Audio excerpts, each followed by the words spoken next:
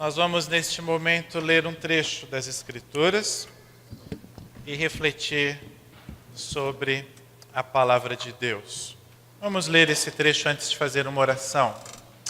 Diz assim Lucas 1, 26 a 35 primeiro. Depois eu vou dar um salto e vou para o 2, 6 e 7. No 6º mês da gestação de Isabel, Deus enviou o anjo Gabriel a Nazaré, uma cidade da Galiléia, a uma virgem de nome Maria. Ela estava prometida em casamento a um homem chamado José, descendente do rei Davi. Gabriel apareceu a ela e lhe disse: Alegre-se, mulher favorecida, o Senhor está com você. Confusa, Maria tentou imaginar o que o anjo quis dizer. Não tenha medo, Maria, disse o anjo, pois você encontrou favor diante de Deus. Ficará grávida e dará à luz um filho, e o chamará Jesus. Ele será grande e será chamado Filho do Altíssimo. O Senhor Deus lhe dará o trono de seu antepassado Davi, e ele reinará sobre todo Israel para sempre. Seu reino jamais terá fim. Maria perguntou ao anjo: Como isso acontecerá? Eu sou virgem. O anjo respondeu: O Espírito Santo virá sobre você, e o poder do Altíssimo a cobrirá com sua sombra. Portanto, o bebê que vai nascer será santo e será chamado Filho de Deus. Depois desses versos, Maria continua um diálogo ali com o anjo. Depois ela vai visitar Isabel. Aí tem o texto do Cântico de Maria, agradecendo a Deus.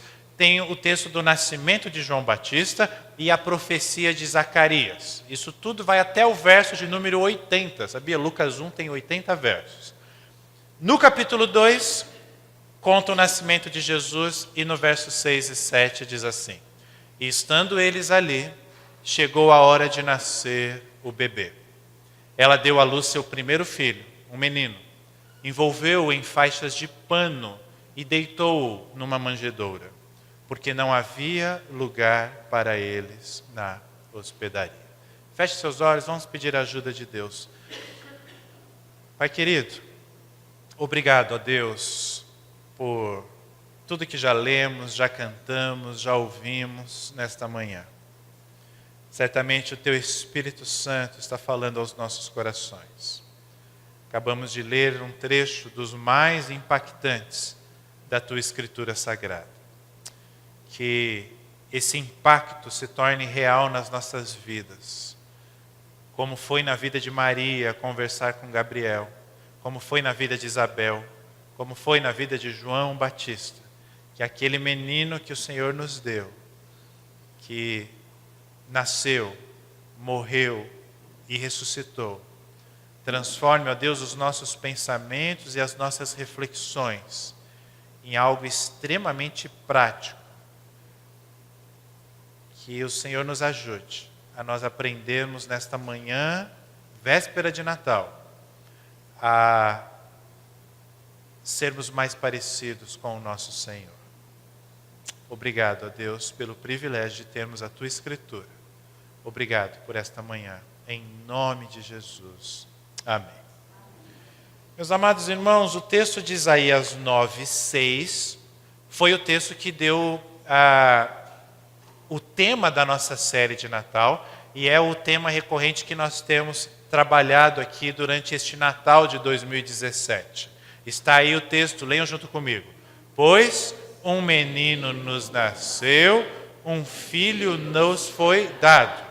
O governo estará sobre seus ombros e ele será chamado de maravilhoso conselheiro, Deus poderoso, Pai eterno e príncipe da paz. Por causa desse texto, nós começamos no início de dezembro esta série. Um menino nos nasceu. Porque celebrar o Natal é celebrar o nascimento deste menino Deus. Celebrar o nascimento desse menino Rei. Este menino que só nasceu por nós. É isso que o profeta está nos dizendo. Um menino nos nasceu, ele nasceu para nós. Ele veio ao mundo, é Natal, por causa de nós. Se nós não existíssemos, Jesus não viria ao mundo.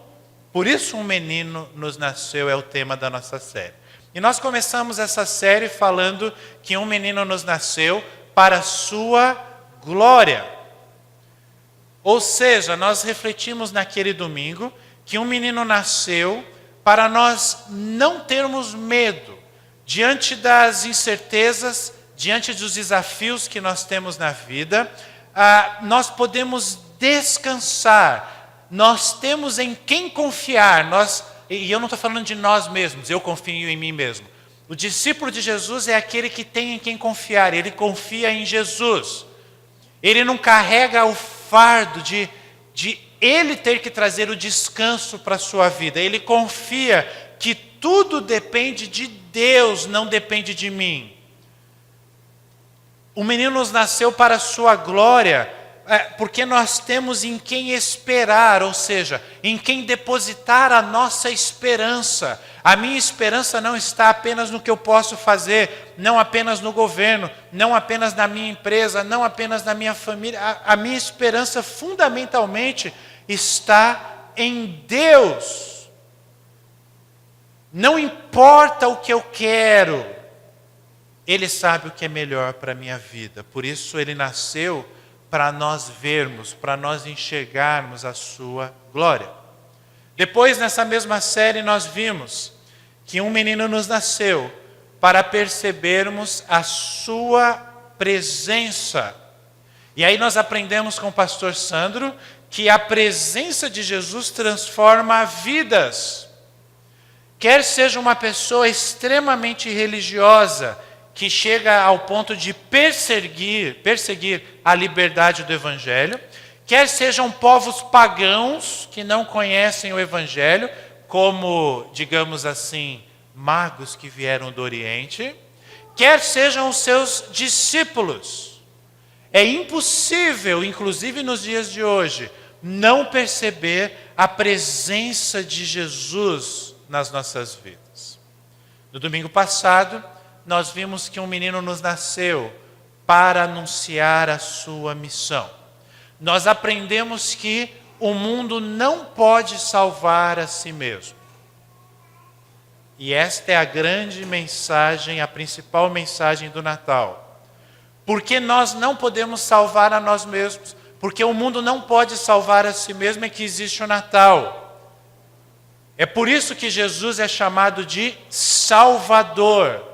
É por isso que os anjos anunciaram aos pastores que ele era o Salvador, que aquele que estava vindo era o Cristo, ou seja, aquele que tinha sido prometido pelos profetas, como a gente viu em Isaías aí. Ele é também o Senhor, ele não era um menino qualquer, ele é o próprio Deus. E a sua missão é resgatar o seu povo. Hoje, nós vamos fechar essa série vendo que um menino nos nasceu para dar o seu exemplo. E é por isso que eu selecionei esse trecho que nós lemos já de Lucas para a nossa reflexão. Meus amados irmãos, quando nós chamamos alguma coisa de exemplar, nós estamos querendo dizer que aquela coisa, ou aquela pessoa, ou aquela situação, é algo digno de ser imitado, algo digno de ser copiado mesmo. Algo exemplar é um modelo perfeito de alguma coisa. Na indústria, isso é muito comum. Os melhores são sempre copiados. E isso não é ruim na indústria. Então você pega, por exemplo, a indústria automobilística, carros. Você de repente começa a ver assim, e num intervalo de uns 4 ou 5 anos, você começa a perceber que os carros têm características muito semelhantes uns dos outros. Por quê? Porque alguém criou um modelo que fez muito sucesso pela sua qualidade, pelo seu design, pelo seu conforto, pelo seu motor, seja o que for. E aí a indústria começou a copiar. Aquele passou a ser o carro modelo, o objetivo a ser atingido. Isso vale para celulares, isso vale para tênis. Ontem eu estava conversando com o Douglas sobre tênis e tecnologia de tênis e as versões do tênis de basquete, que tem a versão tal, e os valores altos. E a gente fala, meu Deus, por que isso? Porque a indústria começa a se olhar para esses modelos e começa a reproduzir. Então, um exemplo, um modelo é algo digno de ser copiado, algo digno de ser imitado. O mesmo vale para Jesus. Jesus é o melhor. Jesus é, como os americanos costumam dizer, o the best of the best. The single best. Ele é o melhor dos melhores. E o que é curioso, meus amados irmãos, é que alguns entendem isso e tomam a decisão de seguir Jesus, imitar, copiar. Essas pessoas são aquelas que no mundo são chamadas de discípulos de Jesus. Discípulo significa exatamente isso, um imitador. Você não precisa ser só discípulo de Jesus, você pode ser discípulo de qualquer coisa, ou de qualquer pessoa que você escolher o quê? Seguir, imitar, copiar. Então você pega uma pessoa que se admira muito, poxa, no passado ele já é falecido. Poxa, Steve Jobs, então eu vou ver a biografia dele, eu vou estudar a vida dele, eu vou ver os filmes que falam sobre ele, e eu vou querer imitar a vida do Steve Jobs. Eu me torno um discípulo de Steve Jobs.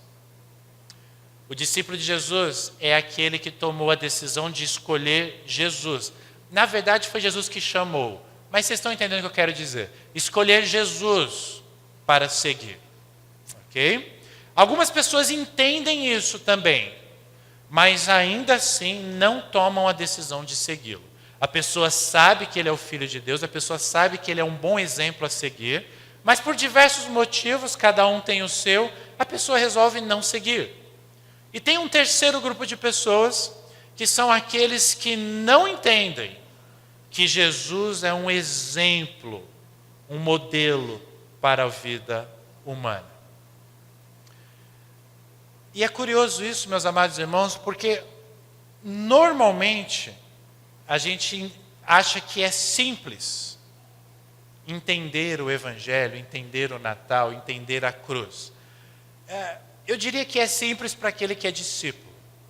A mensagem do Evangelho ela não é tão simples. Eu diria que ela é simples de ser entendida, mas não simples de ser aceita no coração. Porque a mensagem de um Deus Todo-Poderoso que envia um Filho para nos salvar, não nos é agradável, porque nós queremos salvar a nós mesmos, quando não o mundo inteiro. Nós queremos ser os super-heróis, já falamos bastante sobre isso. E é uma mensagem difícil, porque eu afirmei já isso nessa série, e eu vou só repetir, só para nós relembrarmos. Nós afirmamos nessa série que Jesus nasceu para morrer. E, vamos ser sinceros, não é uma mensagem simples de ser entendida. Agora, nós explicamos que essa realidade seria muito triste, um bebê que nasceu para morrer, se ele não tivesse ressuscitado. Então, o Natal que nós celebramos hoje, especialmente hoje, à noite e amanhã, inaugura, dá o start, inicial, abre o calendário litúrgico da igreja cristã, por isso que a gente chama de advento, no início de dezembro começa o advento, abre o calendário, o Natal é a marca, e esse calendário ele vai celebrar, ele culmina na cruz, na Páscoa. No Natal nós começamos a celebrar a Páscoa. Mas o que nós celebramos na Páscoa? O menino que morreu? Não, a gente lembra que ele morreu. Mas nós celebramos o domingo da ressurreição. E o que é mais importante para nós, que ele ressuscitou. Isso é muito importante nós entendermos, irmãos, porque o ponto aqui é nós nos perguntarmos por que Deus fez assim. E a resposta nós já vimos nesse culto. Ele fez tudo isso por amor. a nós. Mas mesmo sabendo que ele fez por amor, ainda surge a pergunta: se ele nasceu para morrer, por que ele viveu alguns anos entre nós? Essa é a pergunta mais importante. Por que então Deus não enviou seu filho? Ele nasceu, poderia nem ter nascido, porque Deus pode todas as coisas, ele poderia ser o filho de Deus, e assim em 24 horas ele veio e ele já morreu e nós já fomos salvos dos nossos pecados por meio da morte e ressurreição dele. A pergunta é: por que Jesus nasceu como uma criança, teve a sua pré-adolescência, adolescência, mocidade, vida adulta, não muito longa a sua vida adulta, mas teve? Por quê? A resposta é para nos ensinar a viver. Simples assim. Jesus nasceu e viveu para nos dar o exemplo, para ser o nosso modelo, aquele que nós vamos olhar, especialmente quando nós estivermos perdidos e não soubermos o que fazer da vida. Nós vamos olhar para Jesus e saber o que fazer. E presta atenção, isso também é um ato de amor. Ele ter vindo para morrer, a gente lembra da cruz, é um ato de amor de Deus. Mas ele ter vindo para viver e nos mostrar como viver, também é uma demonstração de amor. E é por isso que nós também celebramos o Natal. Sem o Natal, sem a vinda de Jesus, nós não teríamos exemplo a seguir. Nós não teríamos um modelo. Nós estaríamos literalmente perdidos.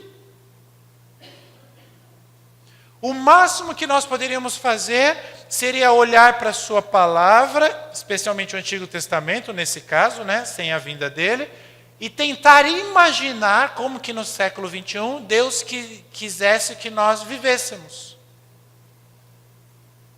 Era isso que faziam antes de Jesus ter vindo ao mundo, os seus discípulos, os seus servos, o povo de Israel. E essa seria a nossa situação se Jesus não tivesse vindo.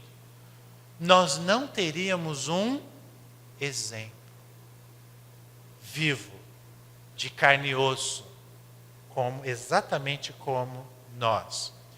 E o que é curioso quando nós pensamos nisso, meus amados irmãos, é como se dá o aprendizado humano. A gente tem um conceito equivocado na nossa mente. A gente acha que a gente aprende por conceitos. Então eu vou estudar livro, internet, vídeos, palestras, eu vou encher a minha vida, a minha mente de conceitos, seja o que for, de Deus, de culinária, até de hobbies seus. Eu vou encher de conhecimento, e com muito conhecimento eu vou aprender sobre as coisas. Não! Fundamentalmente, seres humanos aprendem pelo exemplo. Isso é muito marcante, por exemplo, quando você tem uma criança. Benjamin está com 2 anos e meio, quase. E o que eu vejo? O Benjamin já está começando a falar, já. Alguém deu aula de gramática para ele? Não. Por que os nossos filhos, nossas crianças começam a falar assim, sem ninguém ensinar para eles? Porque eles estão o tempo todo ouvindo. E uma vez que eles ouvem, eles começam a imitar. Eu mexi aqui, deu diferença aí, né, Douglas? Eles não imitam só o que nós falamos, eles imitam os nossos gestos, imitam as nossas coisas erradas também.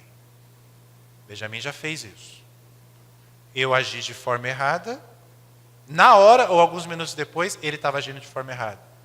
Seres humanos aprendem por imitação. Cadê o Rick? O Rick está ali, ele é a prova disso. Inglês. Tem gente que tem trauma com inglês. Eu já tentei, na escola tinha, esse negócio não é para mim, eu não tenho idade, eu não tenho jeito. Não é que não tem jeito. Não estou dizendo que é fácil, claro, envolve muito esforço. Mas o que eu quero dizer é, não adianta você saber todas as regras do verbo to be. Você pegar uma lista de 1000 palavras, tem essas listas na internet, né, Rick? 1000 palavras de inglês. Você fica estudando palavra. Ah, agora eu sei inglês. Sabe nada, um mês depois você esqueceu 50%. Agora, passa um mês nos Estados Unidos. Se dedica a assistir alguns filmes, ouvindo inglês, vendo legenda, não em português, mas em inglês. Ah, mas eu não entendo nada. Mas de tanto, se você insistir, de tanto ouvir, e ler, entendendo só 10%, depois você começa a entender 20%, depois 30%, depois 40%, daqui a pouco você está entendendo 90%, não precisa entender 100% para ser fluente. Percebam, imitação, repetição. Eu tenho um modelo. Se ninguém no mundo falasse inglês, eu nunca ia aprender inglês. Mas eu vendo o pessoal falando inglês, eu ouvindo o pessoal falando inglês, e não vale só para o inglês, isso vale até para o chinês. Vamos pegar um extremo assim radical, né? De tanto ouvir, eu aprendo. Então percebam a minha tese aqui, e não é minha, são de estudiosos. Seres humanos aprendem essencialmente não por conceitos, mas pelo exemplo. Voltando para o nosso contexto aqui. Discípulos são aqueles que seguem Jesus. São aqueles que imitam tudo que o seu mestre faz. E aqui que está o ponto que a gente tem que entender. Discípulo não é aquele que entende que Jesus é um grande mestre.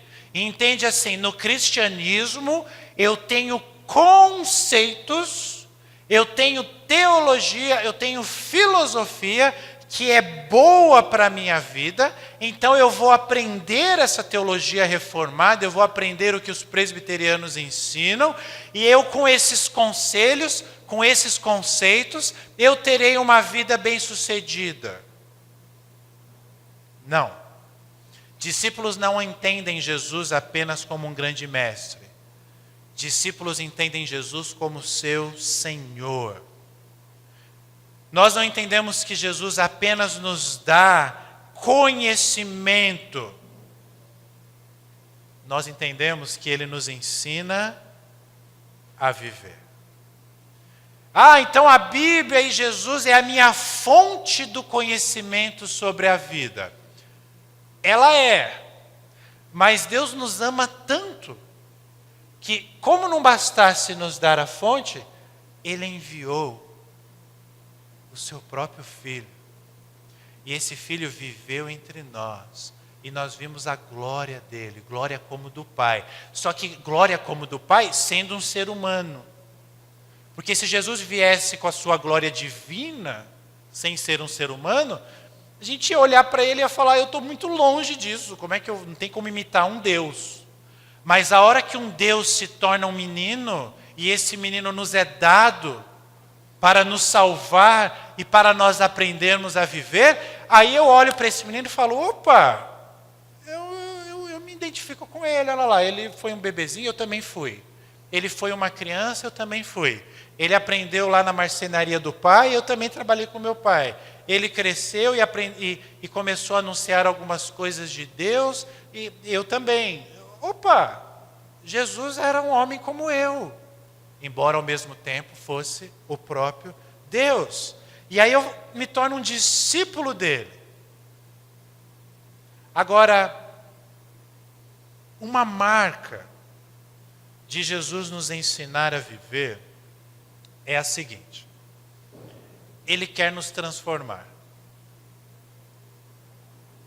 Jesus, ele olha para o Marcelo, fala assim, joia Marcelo, você entendeu o Evangelho, você entendeu que eu nasci para te salvar, isso aconteceu naquela cruz. Te salvar do quê? Marcelo, você estava condenado. Por que eu estava condenado se eu não fiz nada? Os seus primeiros pais fizeram lá no Éden. Tá, mas não é culpa minha. Não, mas você carrega o sangue de Adão e Eva.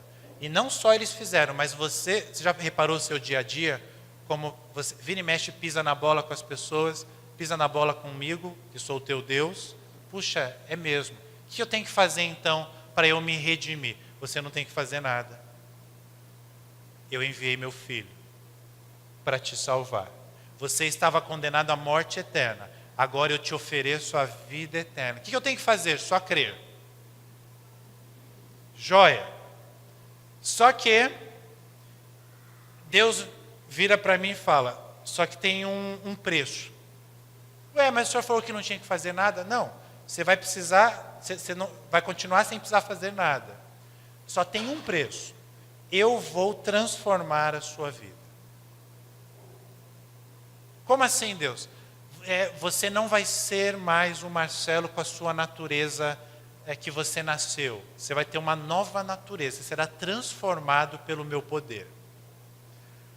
Aí, meus amados irmãos, isso que parece maravilhoso quando a gente ouve, quando começa a acontecer na prática, nós começamos a ficar com medo.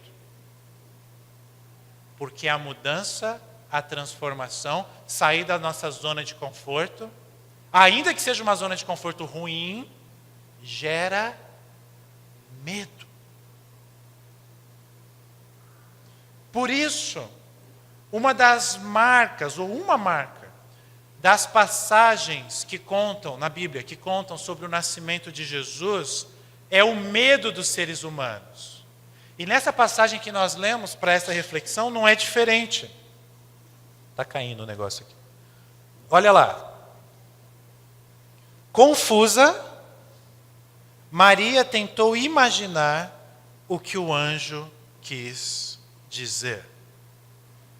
E preste atenção na resposta de Gabriel. Não tenha medo, Maria, disse o anjo, pois você encontrou favor diante de Deus. Meus amados irmãos, essa frase, tão marcada na história da humanidade, não era uma frase com uma destinação especial a Maria, simplesmente. Presta atenção na frase. Você encontrou favor diante de Deus. A graça que alcançou Maria é a mesma graça que alcançou a minha vida, que alcançou a sua vida, que nos alcançou. Porque celebrar o Natal é nós lembrarmos que nós encontramos favor diante de Deus.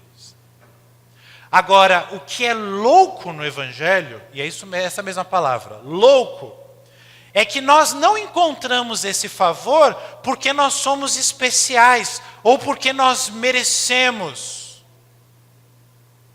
Por esse motivo, não faz sentido algum nós lembrarmos que nós somos discípulos de Jesus com arrogância, com sentimento de superioridade, ou qualquer outra forma de expressão semelhante a essa. O nascimento de Jesus é um exemplo da sua característica mais marcante, e que deve ser também a característica mais marcante daqueles que são seus discípulos, daqueles que são seus imitadores. A sua humildade. Vou repetir. A sua humildade. Preste atenção no texto. O texto diz, pode passar, que ele será grande. Ele será chamado Filho do Altíssimo. O texto fala de um trono que ele estará sentado. Diz que esse trono vai persistir, ele vai reinar para sempre. O seu reino jamais terá fim. Depois, lá no finalzinho, diz, este menino será santo. Ele será chamado Filho de Deus. Mas ao mesmo tempo, um pouco mais à frente, o texto nos apresenta um grande contraste com essa realidade gloriosa. Ele será grande, Filho do Altíssimo, reinará para sempre, será santo, chamado Filho de Deus, mas ao mesmo tempo mostra, estando eles ali, chegou a hora de nascer esse bebê. Com essas características aí que nós acabamos de ler. Agora, como que deu esse nascimento desse Filho do Altíssimo, santo, esse Rei eterno? Ela deu à luz seu primeiro filho, um menino. envolveu em faixas de pano, deitou numa manjedoura, porque não havia lugar para eles na hospedaria. Como pode um menino Deus, um menino rei, o Senhor dos Senhores, aquele que é chamado Filho do Altíssimo, aquele que vai reinar para sempre, como pode nascer em condições tão simples, tão comuns, por que não dizer tão precárias? Esse fato, meus amados irmãos, do nascimento de Jesus, do contexto do nascimento de Jesus, é uma das provas mais marcantes de que essa história não foi inventada.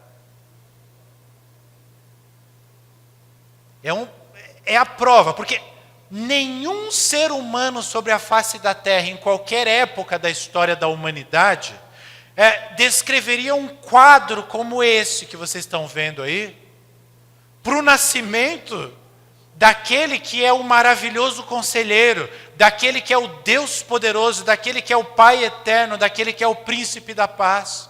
Você sabia que esse menino que iria nascer tinha esses títulos todos e seria assim?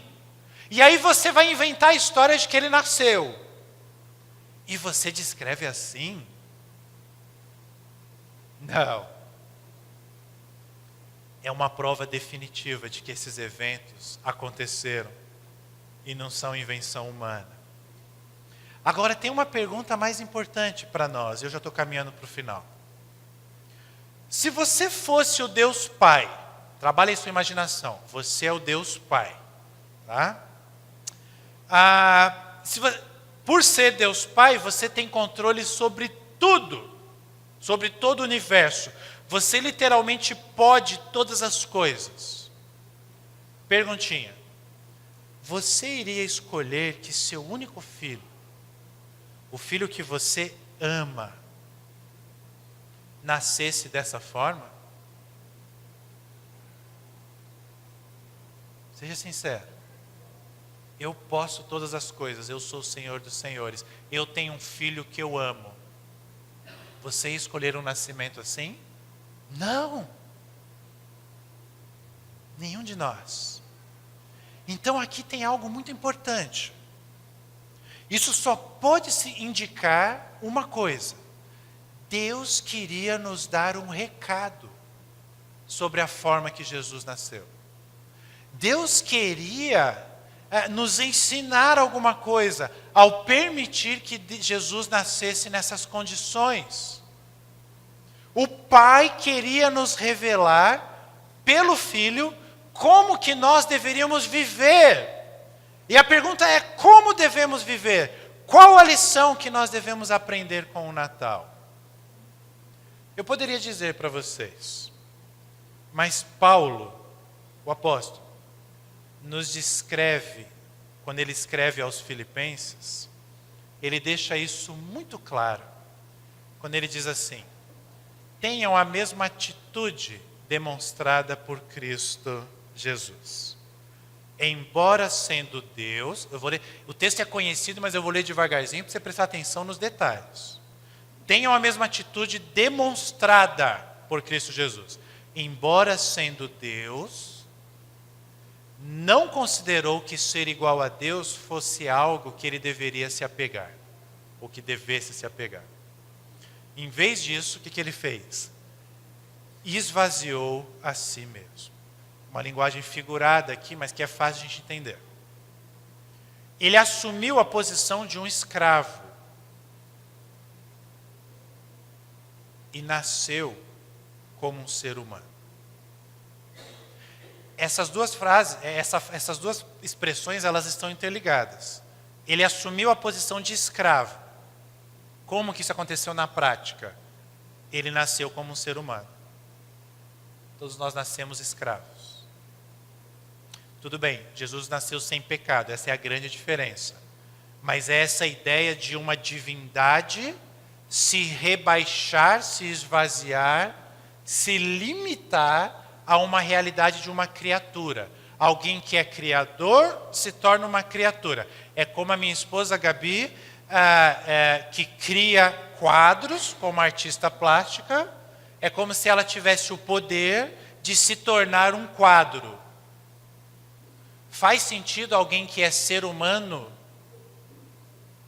com todas as características que um ser humano tem, resolver virar um quadro e ficar estático ali na parede, apesar de toda a beleza e tal? Não faz sentido. É muito melhor ser humano. E esse exemplo não é perfeito. O que Deus fez por nós é muito maior do que isso. Agora, quando veio em forma humana? Natal. Humilhou-se e foi obediente até a morte, e morte de cruz. Meus amados irmãos, nós somos discípulos, imitadores de Cristo. É isso que Paulo está falando aí no início da frase, olha lá. Tenham a mesma atitude demonstrada por Cristo Jesus. Por que Paulo fala desse jeito? Nós somos discípulos. A nossa atitude deve ser imitar Jesus Cristo. E qual foi essa atitude? Paulo explica. Embora ele fosse Deus, ele não considerou que ser igual a Deus fosse algo que devesse se apegar. Olha que interessante. A nossa natureza, nós, seres humanos, nos impele, nos empurra, justamente ao contrário disso. Exatamente ao contrário do que Jesus fez. Desde o Éden, tudo que nós queremos é ser como Deus.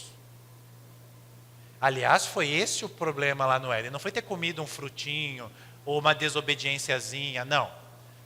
O grande problema do Éden é que eles queriam ser como Deus. E o grande problema que nós enfrentamos hoje nas nossas vidas é que nós queremos ser como Deus. Quer você admita isso ou não. Só que a nossa realidade é que nós não somos Deus. Mas, por outro lado, nós gostaríamos de ser como Deus. E aí nós nos apegamos a essa ideia de sermos Deus. E não aceitamos nos esvaziar. Pelo contrário, em qualquer área da vida, nós queremos é ser reconhecidos como pessoas relevantes, importantes, indispensáveis. Aquele momento que você põe a cabeça no travesseiro e você pensa assim: o que seria do mundo sem mim? Você não faz isso na prática, mas você faz isso no seu coração. O que seria da minha família se eu partisse hoje para o céu? O que seria da igreja que eu pastoreio se eu partisse hoje para o céu? O que seria da empresa que eu montei ou do setor que eu trabalho se eu tivesse uma doença grave e tivesse que me afastar? Nós gostamos de nos sentir indispensáveis. Nós muito menos aceitamos ser escravos, como diz o texto aí. Pelo contrário, nós queremos que a nossa vontade prevaleça. Nós não queremos ser coordenados, liderados, guiados por Deus. Nós queremos independência. Mas Jesus se humilhou. Ele se humilhou não apenas por morrer, mas antes disso, por se sujeitar a nascer em um corpo humano. Por se sujeitar a se tornar um ser limitado, um ser que envelhece, um ser que adoece, um ser que transpira, e ainda mais no verão. Um ser que precisa comer. Se Jesus não comesse, ele iria morrer. Coisa doida isso para um ser que é eterno. Ele se submeter a isso. Uma divindade que se esvaziou tanto, que além de comer, como consequência dele precisar comer, Jesus precisou ter que ir ao banheiro, para não dizer uma palavra mais forte. Isso é humilhante. Ele precisou dormir. Isso é humilhante.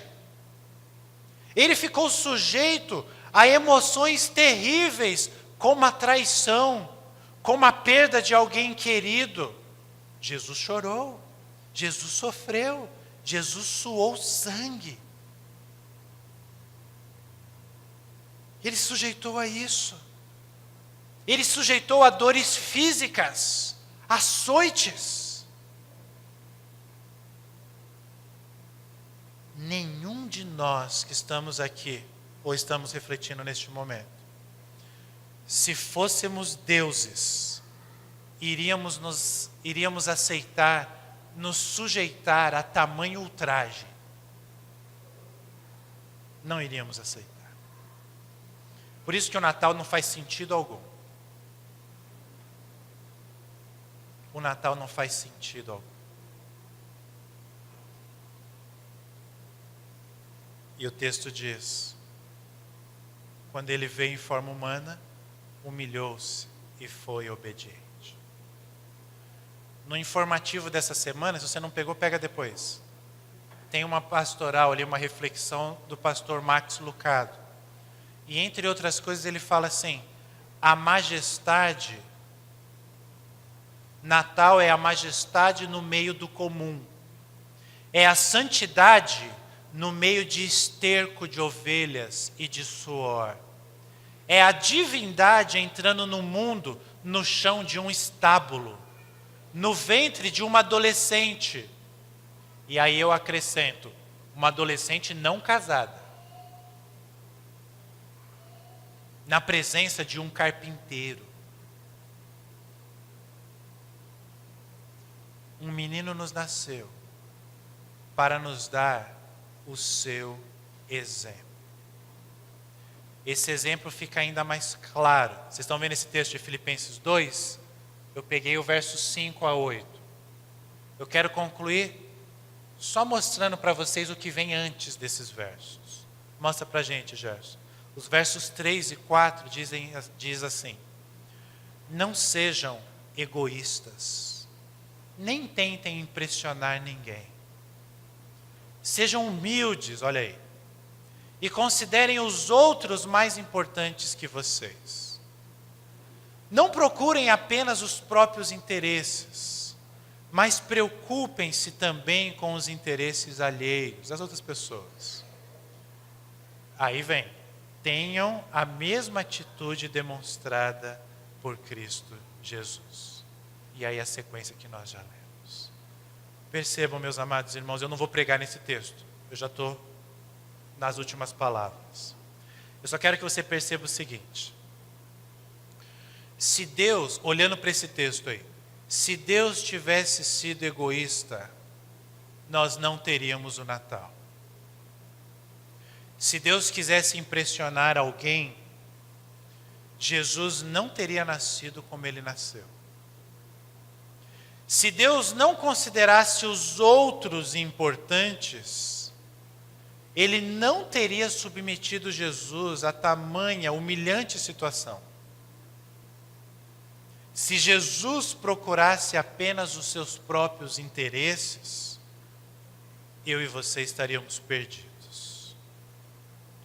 Mas ele nasceu para nos dar o seu exemplo. Celebre o Natal hoje à noite. Não está aí não. Celebre o Natal hoje à noite. Mas celebre o Natal tendo esses valores em mente.